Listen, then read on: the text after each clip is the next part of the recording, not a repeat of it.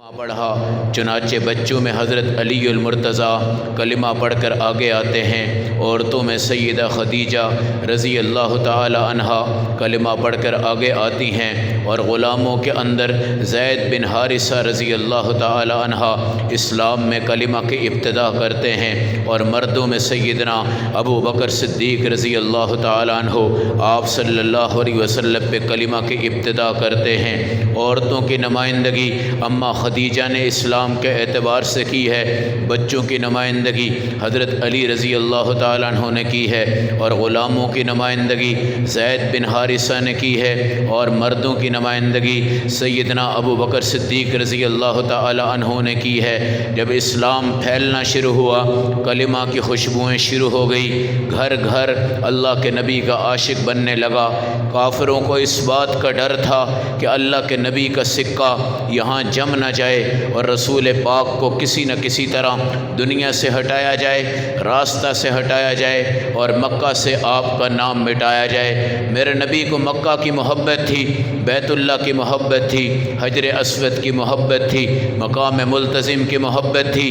آپ علیہ السلام کا نور نبوت مکہ کے مشرق مغرب جنوب شمال میں پھیلنے لگا، اور وطن کی محبت بڑھتی گئی، مکہ کی محبت بڑھتی گئی۔ کافروں نے ایک میٹنگ بلائی، اور وہ میٹنگ کا مقصد یہ تھا کہ اللہ کے نبی کو ہٹا دیا جائے، اس رسول کو یہاں سے ہٹا دیا جائے، تاکہ مکہ کے اندر کلمہ والے، اسلام والے، ایمان والے ختم ہو جائیں۔ دار الندوہ اس جگہ پہ یہ میٹنگ شروع ہوئی، اور ابو جہل ان کا سردار تھا، شیطان ان کا مشیر تھا۔ سب نے یہ کہا کہ نبی کریم صلی اللہ علیہ وسلم کو کسی کمرہ میں بند کر دو، اور وہاں ایک چھوٹی سی کھڑکی کھول دو، روشنی ہوا آتی رہے گی، اللہ کے نبی کو پانی دیتے رہو، کھانا دیتے رہو، کچھ عرصے کے بعد ان کی موت واقع ہو جائے گی اور مکہ سے اسلام ختم ہو جائے گا۔ مگر شیطان نے کہا ہرگز نہیں، اللہ کے نبی کو اگر بند کرو گے تو رسول پاک کی جو خوشبو ہے وہ مشرق مغرب جنوب شمال تک پھیلے گی، اور ساری دنیا آ کر اللہ کے نبی کو تلاش کر لے گی، لہٰذا ایسا نہیں کرنا۔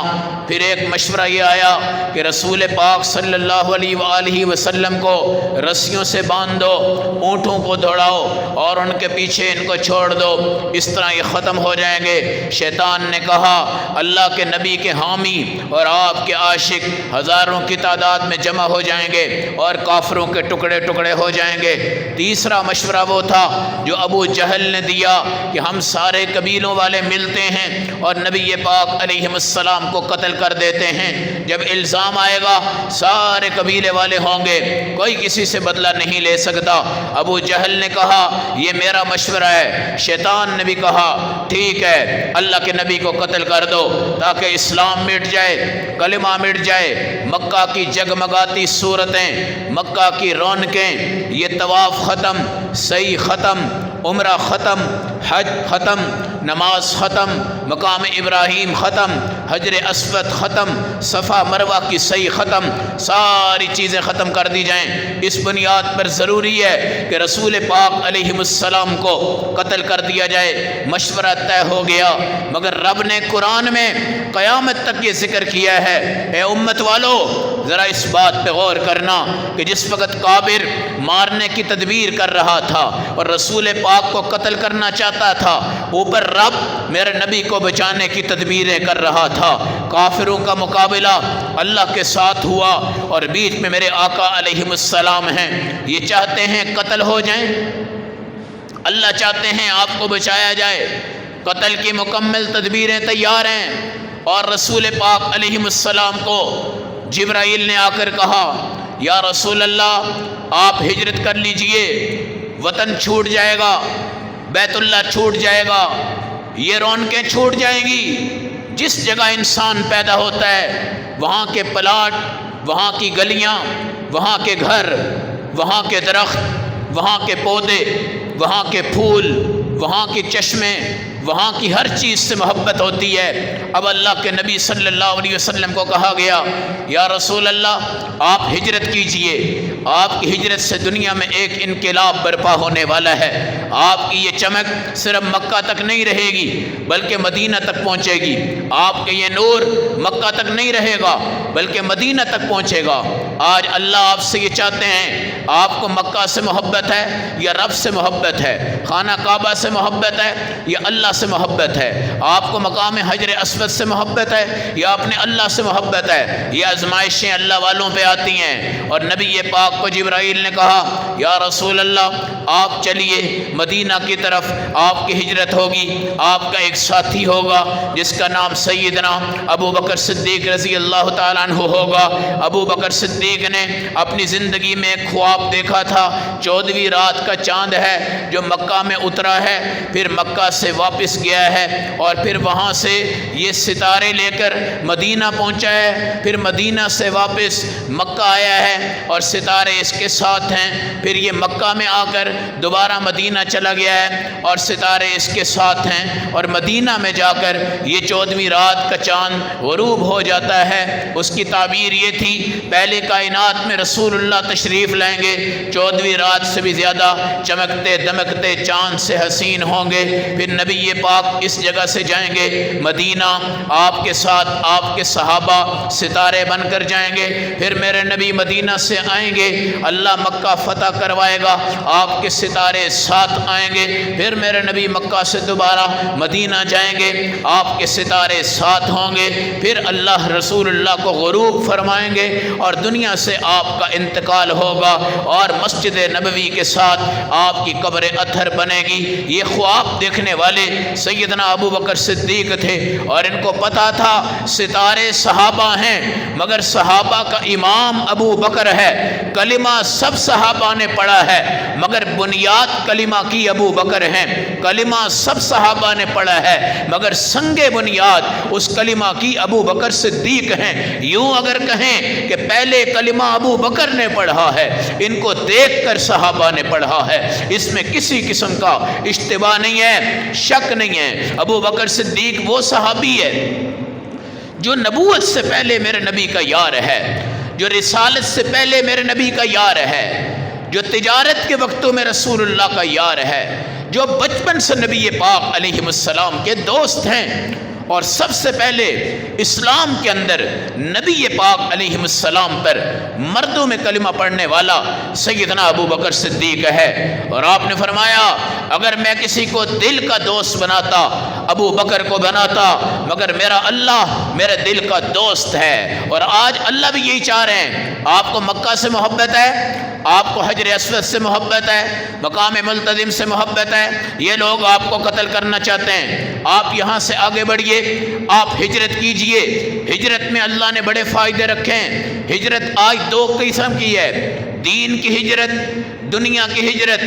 دین کی ہجرت اللہ کے راستے میں جہاد ہے، اللہ کے راستے میں تبلیغ ہے، امر بالمعروف نہی عن المنکر کی دعوت ہے. جب گندگی کے میدان ہو، ہیرا منڈی کے محلے ہوں، VCR ہوں، ڈش ہوں، فلمیں ہوں، آوارہ بچیاں ہوں، گانے بجانے ہوں، اگر آپ کا 5 مرلے کا گھر اس فتنے میں مبتلا ہو گیا ہے، آپ اس کو بیچیں، ہجرت کریں، ایسی جگہ جائیں جہاں ان گندگیوں سے اللہ آپ کو بچائے، جہاں سامنے مسجد ہو، 5 وقت کی اذان ہو، ایک مؤذن آپ کو اٹھائے، آپ کے گھر والوں کو اٹھائے، 5 وقت آپ کے قدم اللہ کی مسجدوں میں جائیں، 5 وقت وہاں سے آپ گھر میں واپس آئیں.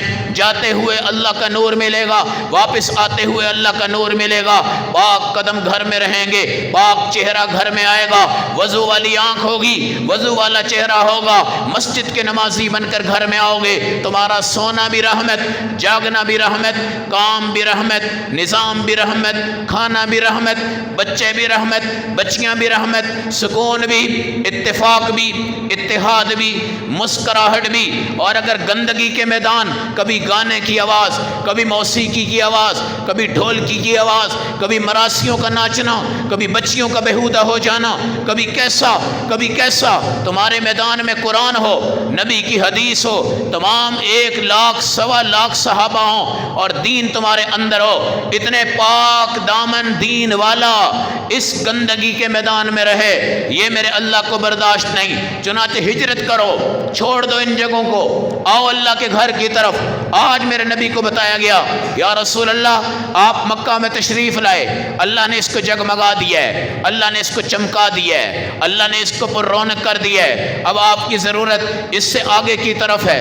آپ ہجرت کیجئے، کافر آپ کو مارنا چاہتے ہیں، آپ کو قتل کرنا چاہتے ہیں، اسلام کا نام مٹانا چاہتے ہیں۔ آپ تو اول کے نبی ہیں، آپ تو آخری نبی ہیں، آپ تو تکمیل نبوت کے مالک ہیں، آپ کو کچھ ہو گیا یہ کسی کو برداشت نہیں ہے۔ چنانچہ آپ ہجرت کرتے جائیں، دین کو آگے بڑھاتے جائیں۔ میرے نبی صلی اللہ علیہ وسلم کو بتایا گیا ایک ساتھی آپ کے ساتھ جائے گا جس کا نام سیدنا ابو بکر صدیق ہوگا اور اس کا لقب عتیق ہوگا، وہ آگ سے آزاد ہے اور وہ مردوں میں سب سے پہلے ایمان لانے والا ہے، اور تمام صحابہ کا وہ باپ بھی ہے، استاد بھی ہے، معلم بھی ہے، مدرس بھی ہے، امام بھی ہے، خطیب بھی ہے، مجاہد بھی ہے، سپہ سالار بھی ہے۔ اگر صدقے کا میدان ہے تو امام ابو بکر ہیں، اگر جہاد کا میدان ہے امام ابو بکر ہیں، اگر ہجرت کا میدان ہے تو نبی کے بعد امام ابو بکر ہیں، اگر رسول اللہ کا ساتھی جس کو رب نے ساتھی کہا، کتنا پیارا جملہ ہے۔ اذ یقول لصاحبہ، جب نبی نے اپنے دوست کو کہا، اپنے ساتھی کو کہا، ایک وہ ساتھی ہے جس کے ساتھ آج کا آوارہ گرد جوان وقت گزارتا ہے 2-4 سال اور چھوڑ بیٹھتا ہے، اور وہ کہتا ہے مجھے لیلا اور مجنوں سے بھی زیادہ اس سے پیار ہے۔ ایک وہ ساتھی ہے جو تمہارے ماں باپ کی صورت میں ہیں، جن کی موت کا جھٹکا ان کو تم سے جدا کر دے گی۔ ایک وہ ساتھی ہے جو تمہارا بزنس پارٹنر ہے، جب تمہارا کام چلے تو چلے ورنہ تم الگ ہو جاؤ گے۔ ایک وہ ساتھی ہے جو تمہیں نیکی پہ لگاتا ہے، اور ایک وہ ساتھی ہے جو تمہیں حرام پہ لگاتا ہے۔ یہ کون سا ساتھی تھا؟ اذ یقول لصاحبہ، جب آپ اپنے ساتھی کو کہہ رہے تھے، اپنے دوست کو کہہ رہے تھے، صحابہ کے امام کو کہہ رہے تھے، زمین کے فخر والے صحابی، عرش کے فخر والے صحابی، جنت کے فخر والے صحابی، قبر کے فخر والے صحابی، جن کو رب نے جگایا تو جنت میں، سلایا تو جنت میں، اٹھائیں گے تو جنت سے، چلائیں گے تو جنت میں، رہیں گے تو جنت میں، سرداری ملے گی نبیوں کے بعد سیدنا ابو بکر صدیق کو۔ تمام بوڑھوں کے سردار ہیں، تمام بوڑھوں کے سردار ہیں، تمام بوڑھوں کے امام ہیں۔ یہ ساتھی ہے۔ اذ یقول لصاحبہ لا تحزن، نبی وہ وقت یاد کرو جب آپ نے سجن کو کہا، اپنے دوست کو کہا، اپنے لنگوٹیے یار کو کہا، ابو بکر معی فی الدنیا ومعی فی الروضہ ومعی فی الجنہ ومعی علی الکوثر ومعی فی الجنہ، جنت میں میرے ساتھ ہے، حوض کوثر میں میرے ساتھ ہے، روضہ میں میرے ساتھ ہے، دنیا میں میرے ساتھ ہے۔ یہ ساتھی بنایا۔ کیسا ساتھی؟ نبی تو زندہ ہے، تیری ہجرت میں آج ابو بکر آئے گا۔ اور میرے نبی دن کو گئے، دوپہر کو گئے، ابو بکر صدیق کا دروازہ کھٹکا، آپ نے کھولا، نبی پاک نے خوبصورت چادر رکھی ہوئی۔ پہلا واقعہ تھا کہ آپ دن میں ابو بکر صدیق کے ہاں آئے، پریشان ہو گئے، یا رسول اللہ آپ کہاں جا رہے ہیں؟ فرمایا تجھ سے ملنے آیا ہوں، تجھ سے ملنے آیا ہوں۔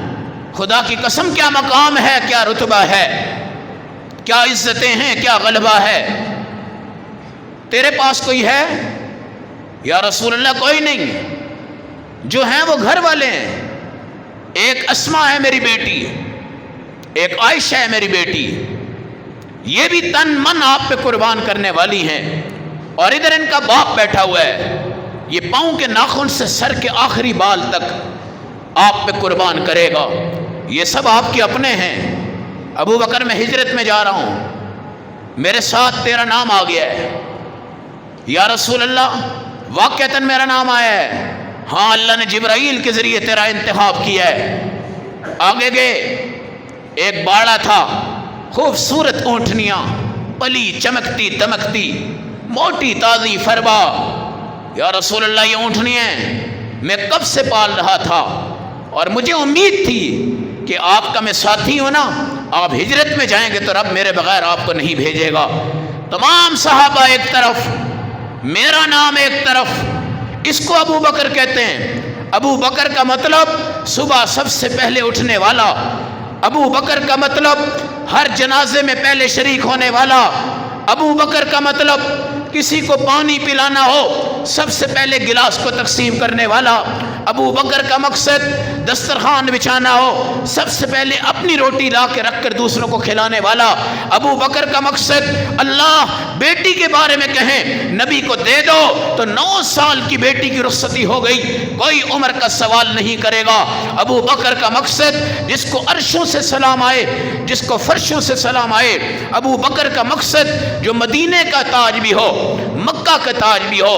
مدینہ میں ان کا ڈنکا بجتا ہے، مکہ میں ان کا ڈنکا بجتا ہے، اور کیا کہا جاتا ہے؟ یہ اللہ کے نبی کا ساتھی ہے، یہ دل کا ساتھی ہے، یہ آخرت کا ساتھی ہے، یہ دنیا کا ساتھی ہے۔ بیٹی قربان، بیٹا قربان، اونٹنیاں قربان، گھر قربان۔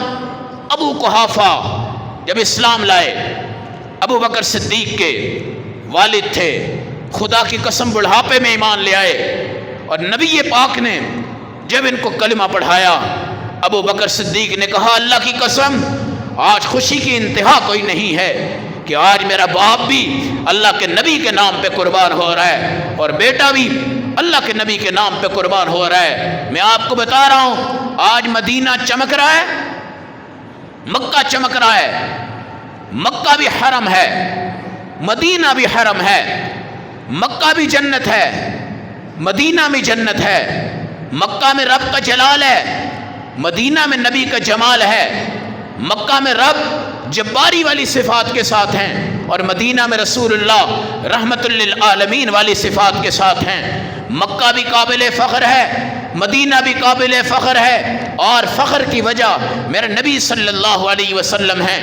آپ کی ذات کی بنیاد پر آج مکہ فخر کر رہا ہے۔ ابو بکر صدیق کہتے ہیں دنیا میں عید ہو، آخرت میں عید ہو، خدا کی قسم کوئی پیسہ کما کر خوش، کوئی کاروبار کر کر خوش، کوئی چاند رات کو خوش، کوئی لیلۃ القدر کو خوش، کوئی شب جمعہ کو خوش، کوئی اپنی شادی پہ خوش، کوئی اپنی بیٹی کی پیدائش پہ خوش، کوئی بیٹے کی پیدائش پہ خوش، کوئی عقیقے پہ خوش، کوئی جہاد پہ خوش، کوئی ایمان پہ خوش، کوئی شہادت پہ خوش، کوئی نبی کا مقتدی بن کر خوش، کوئی کہاں خوش، کوئی کہاں خوش۔ لیکن ابو بکر صدیق کہتے ہیں جب میرے نبی کے یہ الفاظ نکلے، اے ابو بکر تو میرے ساتھ جائے گا، تیرا انتخاب رب نے کیا ہے، جبرائیل نے آ کر بتایا ہے۔ ابو بکر کہتے ہیں میری عید چھوٹی بھی یہاں ہو گئی، بڑی بھی یہاں ہو گئی، مجھے شب جمعہ یہاں نظر آئی، لیلۃ القدر مجھے یہاں نظر آئی، دنیا کی ہر خوشی مجھے یہاں نظر آئی۔ میں ہوں اور رسول اللہ ہیں، میں ہوں اور رسول اللہ ہیں۔ اونٹنیاں بھی 2 ہیں اور کسی کا نام نہیں ہے، انتخاب نہیں ہے۔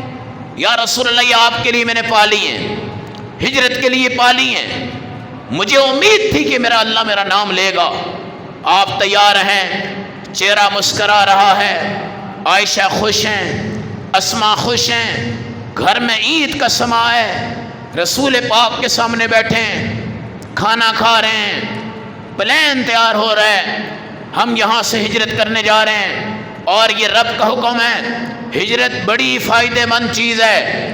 آج اگر یہ ہجرت نبوی نہ ہوتی، مدینہ نہ ہوتا، جنت البقیع نہ ہوتا، روضۃ الرسول نہ ہوتا، ریاض الجنہ نہ ہوتا، مسجد بلال نہ ہوتی، سلمان فارسی کا باغ نہ ہوتا، خندق نہ ہوتا، احد نہ ہوتا، بیر عریسہ نہ ہوتا، بیر عثمان نہ ہوتا، حضرت ابو بکر کی مسجد نہ ہوتی، عثمان کی مسجد نہ ہوتی، خندق کے پہاڑ نہ ہوتے، بیر معونہ نہ ہوتا، یہ تمام چیزیں نہ ہوتی، یہ ساری برکتیں، اجوا کھجوریں، مبری کھجوریں، دوسری کھجوریں، تیسری کھجوریں، مدینہ کی موت جنت مدینہ کی موت ایمان کی موت، مدینہ کا دنیا سے جانا ایمان پر جانا، جنت پر جانا۔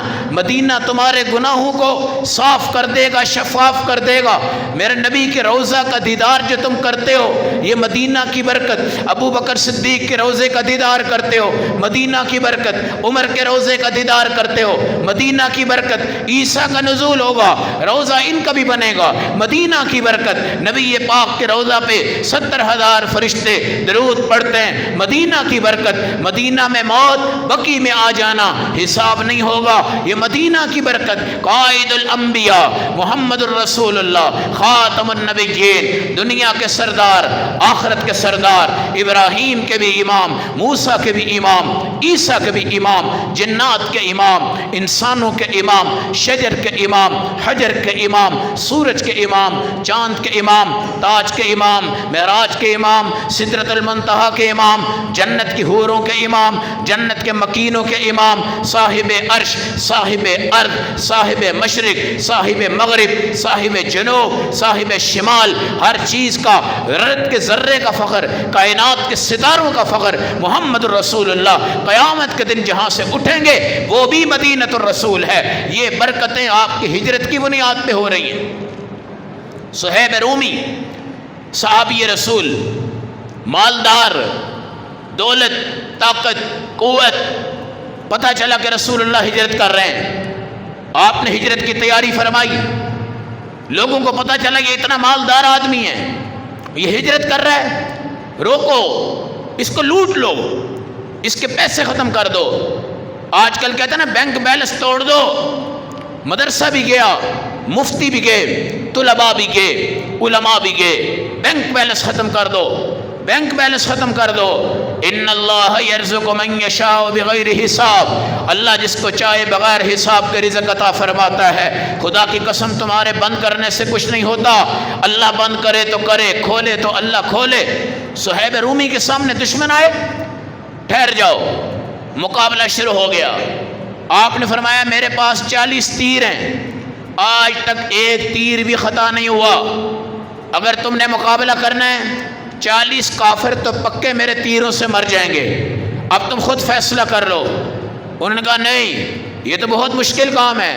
پھر انہوں نے کہا تم چاہتے کیا ہو؟ تمہاری دولت، تمہارا مال، تمہارا پیسہ، تمہاری جائیداد ہم چاہتے ہیں۔ صہیب نے کہا ٹھیک ہے، یہ راستہ میں نے چھوڑ دیا، مال پھینکا، پیسے پھینکے، مکہ میں فلاں جگہ جاؤ، میری دولت ہے، میرے پیسے ہیں، اگر مجھ سے ہٹ کے جانا چاہتے ہو سب کچھ لے لو، میں خالی ہاتھ جاؤں گا، آج اللہ کے نبی کے ساتھ جڑ جاؤں گا۔ مجھے پتہ ہے کہ ہجرت ہجرت ہے اور یہ رب کا حکم ہے، اللہ اس میں برکتیں عطا فرمائے گا۔ خالی ہاتھ آنے والا صہیب رومی وہ صحابی بنا جس کے لیے قبر کہا کرتی تھی اللہ صہیب کو بھیج دو، صہیب کو بھیج دو، میں نے اس کے قدموں کو چاٹنا ہے، میں نے اس کے قدموں کو چاٹنا ہے، اس کے تلووں کو چاٹنا ہے، اس کے پیر میں نے چاٹنا ہے۔ اور اس صحابی کو غلام بھی بنایا گیا، مگر ہجرت نے آپ کو کہاں سے کہاں پہنچایا ہے۔ عبد الرحمن بن عوف کتنے بڑے صحابی ہیں، سب سے بڑے مالدار تاجر اور مالدار صحابہ میں پہلا نمبر سیدنا عبد الرحمن بن عوف کا ہے۔ یہ جب ہجرت کر کر آئے تو رسول پاک صلی اللہ علیہ وسلم نے مہاجرین میں سے ایک بندہ کھڑا کیا اور انصار میں سے ایک کھڑا کیا اور ان دونوں کو بھائی بھائی بنایا۔ عبد الرحمن بن عوف کو کہا کھڑے ہو جاؤ، وہ کھڑے ہوئے تو ایک صحابی تھے جو کہ انصار تھے، ان کا نام سعد بن ربیع تھا۔ حضور نے کہا عبد الرحمن تو سعد کا بھائی بن گیا، اور باقی صحابہ بھی ایک دوسرے کے بھائی بھائی بن گئے اور ایک دوسرے سے تعاون کرنے لگے۔ سعد نے کہا عبد الرحمن سے میرے پاس دولت ہے، آدھی تم لے لو، آدھی میں لے لیتا ہوں، 2 بیویاں ہیں، ایک تم لے لو، میں طلاق دیتا ہوں تاکہ ہماری دوستی قائم رہے، بھائی چارہ قائم رہے۔ حضرت عبد الرحمن بن عوف نے کہا نہیں، یہ بیوی بھی تمہیں مبارک، تمہارا پیسہ تمہیں مبارک، صرف تم مجھے بتا دو بازار کدھر ہے، تجارت میرا کام ہے، رزق دینا میرے رب کا کام ہے۔ خالی ہاتھ آنے والا عبد الرحمن بن عوف جس وقت مدینہ کے بازاروں میں آیا اور انہوں نے جس وقت تجارت شروع کر دی، اتنا پیسہ اللہ نے ان کو دیا ہے، اتنا پیسہ اللہ نے ان کو دیا ہے۔ میرے نبی نے ایک مقام پہ فرمایا مسکراتے ہوئے، عبد الرحمن بن عوف تم سب سے آخر میں جنت میں جاؤ گے۔ کہا یا رسول اللہ یہ کیا اللہ کی پکڑ ہے؟ فرمایا نہیں، دنیا بڑی عجیب ہے، حرام کھاؤ تو بھی حساب دینا پڑتا ہے، لیکن حلال کھاؤ گے نا تو بھی حساب دینا پڑتا ہے۔ یہ نہیں ہے کہ حلال آپ کے پاس پیسہ ہے، روزانہ کڑھیاں کھاؤ، چرگے کھاؤ، ہیرے پہنو، سونا پہنو، جواہر پہنو، بڑے بڑے ہوٹلوں میں جاؤ، فضول خرچیاں کرو۔ نہیں، حلال کا بھی حساب ہے، حرام کا بھی حساب ہے۔ حرام کا حساب کون دے سکتا ہے؟ حلال کا حساب دینا بھی بڑا مشکل ہے۔ عبد الرحمن بن عوف سے فرمایا تو حساب جب دے گا تو تیرا پیسہ اتنا ہے، حساب دیتے دیتے سارے جنت میں چلے جائیں گے اور تو اپنا حساب دے کے سب سے آخر میں جنت میں جائے گا۔ خالی ہاتھ ہجرت کرنے والا عبد الرحمن بن عوف سب صحابہ سے بڑا ارب پتی صحابی تھا۔ خالی ہاتھ ہجرت کرنے والے صہیب رومی جنہوں نے ساری دولت قربان کر دی، مجھے اللہ کا رسول چاہیے، اللہ چاہیے بس، اور ان کو بھی اللہ نے کیا رتبہ دیا ہے، کیا مقام دیا ہے۔ آج ہجرت کی یہ برکتیں حضور نے تیاری فرمائی، سیدنا ابو بکر صدیق نے تیاری فرمائی، 2 اونٹنیاں، ایک کا نام شہبہ، ایک کا نام قصوہ، حضور پاک کو پیش کی۔ میرے نبی نے کہا ابو بکر ان کی قیمت لے لو۔ آنکھوں میں آنسو آ گئے، یا رسول اللہ آپ اونٹنی کی بات کرتے ہیں، میں تو ابو بکر ہوں، میرا ایک صحابی بھی ایسا نہیں جو آپ سے کسی چیز کا عوض بھی لے، بدلہ بھی لے، آپ ان کو ہدیتاً قبول فرمائیے، ہدیتاً قبول فرمائیے۔ میرے نبی نے قبول فرمائی۔ پھر فیصلہ ہوا کہ میرے پاس امانتیں ہیں، حضرت علی کو بلایا، یہ فلاں کی امانت، فلاں کی امانت، فلاں کی امانت، نوٹ کر لو، آج رات میں نکلوں گا، میرے ساتھ ابو بکر صدیق ہوں گے، ہم آج مکہ کو چھوڑ رہے ہیں، ہم آپ مدینہ جا رہے ہیں۔ جب اللہ آپ کو لے کے جائے نا مکہ سے مدینہ، 4-5 گھنٹے کا سفر ہے، جہاں سے یہ روڈ جاتی ہے دائیں بائیں یہ سارے میدان ہجرت کے ہیں، اور یہ بڑے وحشی میدان ہیں، بہت گرم میدان ہیں، بڑی دہشت والے میدان ہیں۔ اس جگہ سے نبی پاک پیدل جا رہے ہیں اور ابو بکر صدیق پیدل جا رہے ہیں۔ آپ حیران ہو جائیں گے، اگر وہ گاڑی وہاں پہ رکے نا کسی ہوٹل پہ، پسینے سے آپ کی تباہی پھیل جائے گی، لیکن وہاں یاد رکھیے گا کہ رسول پاک نے جو ہجرت فرمائی، جس مدینہ میں میں جا رہا ہوں اس کو چمکانے والا پیغمبر یہاں سے پیدل گیا تھا، اور کیا کیا حالات تھے، کیا کیا مشکلات تھی، مگر رب کا حکم تھا اور یقین تھا کہ رب نے اگر حکم دیا ہے تو رب مجھے وہاں پہنچائے گا بھی انشاءاللہ۔ حضرت علی سے کہا میرے بستر پہ آج رات تم سو جانا، امانتیں آپ کے حوالے ہیں، میری چادر ہے اس کو رکھ کے سونا، میں اور ابو بکر آج رات نکلیں گے۔ تیاری ہو گئی، مکہ تشریف لائے، کعبہ کو دیکھا، حجر اسود کو دیکھا، مزاب رحمت کو دیکھا، مقام ملتزم کو دیکھا، مقام ابراہیم کو دیکھا، صفا کو دیکھا، مروہ کو دیکھا، عرفات کو سوچا، مینا کو سوچا، مزدلفہ کو سوچا، ساری چیزیں تصور میں آئی، دل دھڑک گیا، کانپ گیا، آنسو بہنے شروع ہو گئے، رنگ تبدیل ہو گیا۔ مکہ پہ نگاہیں، ادھر رب کی طرف نگاہیں، یہی الفاظ، میں تجھے کبھی نہ چھوڑتا خدا کی قسم، مگر میں تیری عبادت تو نہیں کرتا، میں تو تیرے بنانے والے کی عبادت کرتا ہوں۔ بس اس نے کہہ دیا اب میں یہاں سے آگے بڑھ رہا ہوں۔ آنسو گرتے جا رہے ہیں، ابو بکر صدیق روتے جا رہے ہیں۔ میرے نبی نے فرمایا جب تم مکہ آؤ سب سے زیادہ خوش دنیا میں تمہیں ہونا چاہیے، جب یہاں سے جاؤ رو کر غمگین ہو کر جایا کرو، رو کر اس کو چھوڑا کرو، رو کر اس کو الوداع کہا کرو، رو کر اس کو رخصت کرا کرو۔ جس کا حج قبول ہو، عمرہ قبول ہو، اللہ کی قسم وہ تو دل دھڑکتا ہوا، روتا ہوا، پیٹتا ہوا آتا ہے، جیسے ماں دفن ہو گئی، باپ دفن ہو گیا، سب کچھ ختم ہو گیا، اور جو یہ کہتا ہے شکر ہے یار دن پورے ہو گئے، جہاز پہ بیٹھوں پاکستان پہنچ جاؤں، وہ بد نصیب ہوتا ہے، اس کو مکہ کی مدینہ کی محبتیں نصیب نہیں ہوتی۔ اللہ کے نبی یہاں سے رخصت ہو رہے ہیں، کیا فرشتوں کے نظارے ہیں، کیا رب کے احکامات کی تعمیل ہے، تمام چیزیں۔ اور یہ بھی سوچا ایک وقت وہ بھی تو تھا جب ابراہیم کو کہا تھا ہاجرہ چھوڑ دو، اسماعیل چھوڑ دو، فلاں جگہ چلے جاؤ، تمہیں اللہ کا حکم ہے۔ پانی کوئی نہیں تھا، کھانا کوئی نہیں تھا، تھوڑا سا پانی ہاجرہ کے پاس تھا۔ جب وہ ختم ہو گیا، بچہ چیختا رہا، صفا پہ دوڑی، مروہ پہ دوڑی، اسماعیل کی ایڑی فرشتوں نے رگڑی، زمین سے پانی نکلا۔ اللہ نے ابراہیم کی ہجرت کے صدقے سے اسماعیل کی ایڑی سے زمزم نکلوا کر ساری دنیا کی شفا بنائی ہے۔ آپ کو بھی یقین تھا انشاءاللہ ابراہیم کی ہجرت نے آج یہاں کیا کام کروایا ہے۔ اللہ میری ہجرت سے بھی مدینہ کو چمکانے والا ہے۔ جس وقت آپ آگے بڑھے ہیں، وہ پہاڑ، وہ درخت، وہ ذرے، وہ شجر، وہ حجر جن سے آپ کے قدم بڑھتے جا رہے تھے، حضرت علی آپ کے بستر پہ تھے، سیدنا صدیق اکبر آپ کے ساتھ تھے، عامر بن فہیرہ آپ کے ساتھ تھے، سیدنا صدیق اکبر کے بیٹے رکھوالے تھے۔ آپ کا یہ سفر جب شروع ہوا، آپ نے ایک تھیلی پکڑی جس میں جتنے پیسے تھے وہ ساتھ رکھ لیے۔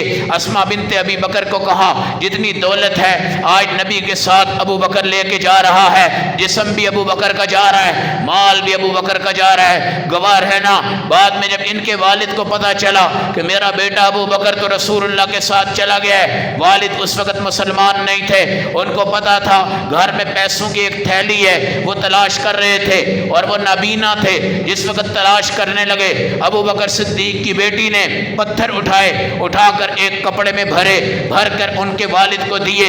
ابو قحافہ نے پوچھا بیٹا یہ کیا ہے؟ انہوں نے غلط کہا کہ یہ پیسے ہیں، اور ابو بکر صدیق چھوڑ گئے ہیں۔ ابو قحافہ نے جب ہاتھ لگایا تسلی ہو گئی کہ چلو بیٹا گیا ہے مگر پیسے چھوڑ گیا ہے، حالانکہ وہ پیسے نہیں تھے بلکہ اس میں پتھر تھے۔ تو مال بھی گیا، جان بھی گئی، جسم بھی گیا، اونٹنیاں بھی گئی، گھر چھوٹ گیا، رسول اللہ کو ساتھ پکڑ لیا، دامن نبوت میں آگے حضور پاک چلتے رہے۔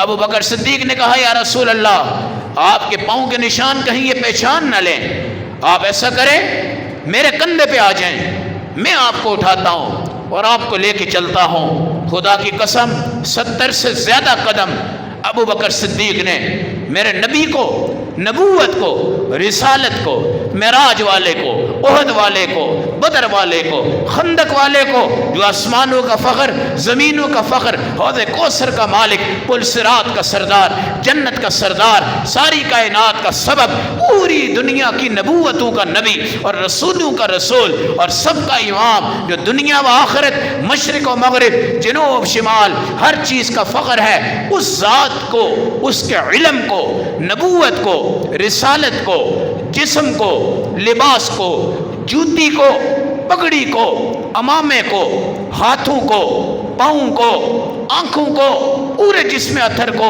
جس ذات نے اپنے کندھوں پہ بٹھایا ہے، خدا کی قسم یہی وجہ ہے کہ وہ رسول اللہ کا علم سب سے زیادہ سیدنا ابو بکر صدیق کے اندر منتقل ہوا ہے۔ اور کائنات کہتی ہے صحابہ ایک طرف کر دو،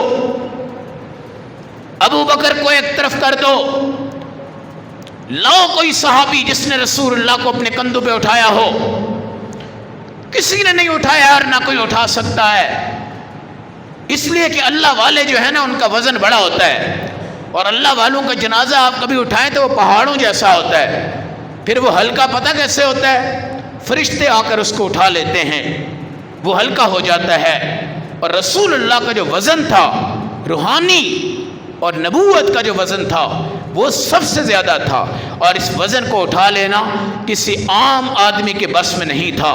یہ صرف صحابہ میں اگر کسی نے اٹھایا ہے تو وہ سیدنا صدیق اکبر ہیں، اور تھکے بھی نہیں، تھکے بھی نہیں، ہائے بھی نہیں کی، محسوس نہیں ہوا، کیونکہ جب گہرائی کی محبت تھی نا تو آپ صلی اللہ علیہ وسلم جیسے 100 نبی بھی ان کے کندھے پہ آ جاتے تو ان کو برداشت ہو جاتا۔ یہ محبت ہے، یہ ہجرت ہے۔ کافروں کی تدبیریں قرآن کہتا ہے وَإِذْ يَمْكُرُ بِكَ الَّذِينَ كَفَرُوا لِيُثْبِتُوكَ أَوْ يَقْتُلُوكَ أَوْ يُخْرِجُوكَ۔ کافر کہہ رہے تھے نبی کو قید کرو، جلا وطن کرو، قتل کرو۔ یمکرون، اور وہ در میں بیٹھ کے تدبیر کر رہے تھے۔ وَيَمْكُرُ اللَّهُ، اللہ تمہیں بچانے کی تدبیریں کر رہا تھا۔ وَاللَّهُ خَيْرُ الْمَاكِرِينَ، اللہ بہترین تدبیریں کر کے بچانے والا ہے۔ 3-4 جمعے تک انشاءاللہ ہجرت نبوی صلی اللہ علیہ وسلم کے مبارک تذکرے آپ کے ساتھ آئیں گے، اور آج کا یہ تذکرہ آپ کو بتاتا ہے کہ رب نے بیت اللہ چھڑوایا تاکہ آپ کو پتہ چلے کہ رسول اللہ کی بیت اللہ سے نہیں، بیت اللہ کو بنانے والے سے محبت ہے۔ اور ہم بھی بیت اللہ کو نہیں پوچھتے، بلکہ بیت اللہ والے رب کی ہم عبادت کرتے ہیں، اور جو طواف ہم کرتے ہیں وہ خدا کے گھر کا اس لیے نہیں کرتے کہ یہ کوئی پتھر ہے اور ہم اس کی عبادت کرتے ہیں، یہ اس لیے کرتے ہیں کہ یہاں پر ہم دیوانے بنتے ہیں، اور اوپر ایک بیت المعمور ہے جہاں 70,000 فرشتے طواف کر رہے ہیں، ہم ان کی رحمت کے نیچے جا کے طواف کرتے ہیں جی۔ اور یہ صرف کہاں ہوتا ہے؟ بیت اللہ میں، پاکستان میں نہیں ہوتا جی۔ ادھر بیت اللہ بھی لوگوں نے بنایا ہے، مسجد نبی بھی بنائی ہے، اور کسی نے یہاں پہ زمزم کا کنواں بھی نکالا تھا چکوال کے کسی علاقے میں۔ تو بھائی یہ مہینہ ربیع الاول والا آنے والا ہے جہاں پہ لوگ بیت اللہ کے لیے چندہ دیتے نہیں، ہم نے بیت اللہ بنانا ہے جی، اور مسجد نبوی کے لیے چندہ دیتے ہیں۔